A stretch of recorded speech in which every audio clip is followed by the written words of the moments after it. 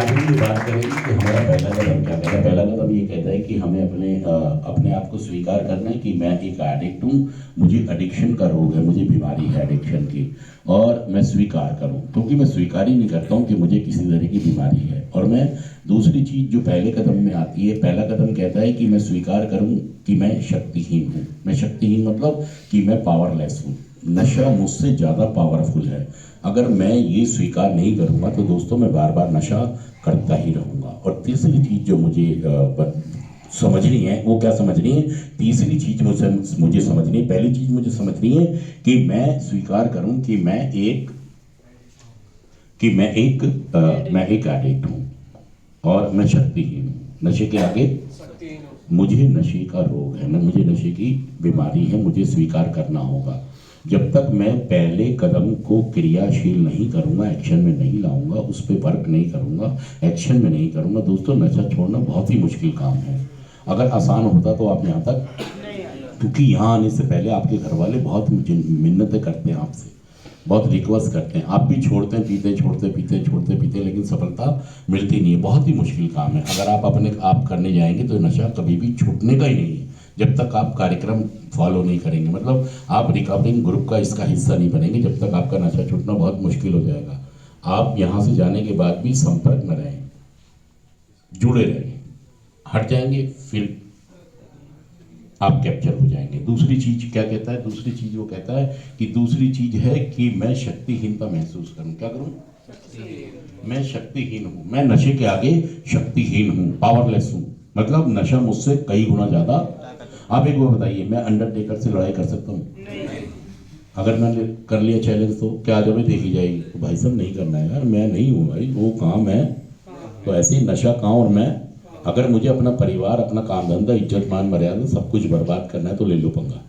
इसलिए कह दो भाई नशे तेरे से जोड़े हाथ, मैं तुझे जानते नहीं, मैं तुझे, तू शक्तिमान है और मैं शक्तिहीन हूँ। तो ये स्वीकार करें। पहला कदम कहता है कि इसको अपने एक्शन में लाए, मतलब first one does the damage, मुझे हमेशा पहले नशे से दूर रहना, बचना है।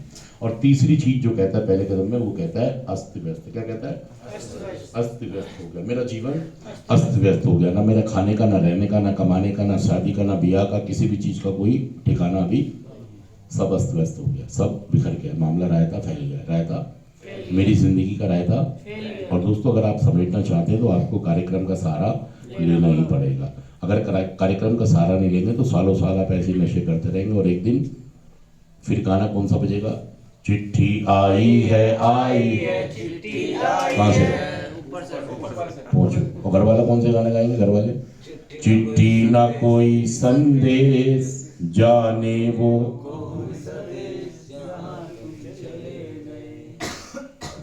तो भाई साहब ये दोनों गाने बड़े खतरनाक हो जाएंगे, इसलिए नशे से बचने का रास्ता मिल गया आपको, ऊपर वाले ने रास्ता दिखा दिया है, बस आप इसको स्वीकार कर लो और नशा मुक्त हो जाओ। मैं नशा मुक्त हो सकता हूँ, आप भी नशा मुक्त हो सकते हैं। ये तीनों चीज फॉलो करें और बिना स्पॉन्सर के नशा नहीं छूटेगा, बिना स्पॉन्सर के नशा नहीं छूटेगा, ये बात देख ले। और दूसरी बात कि अपना साजो सामान जितना भी आप वहाँ पर इकट्ठा करके छोड़ कर आते हैं, कि जाते फिर अपने हथियार संभाल लूँगा।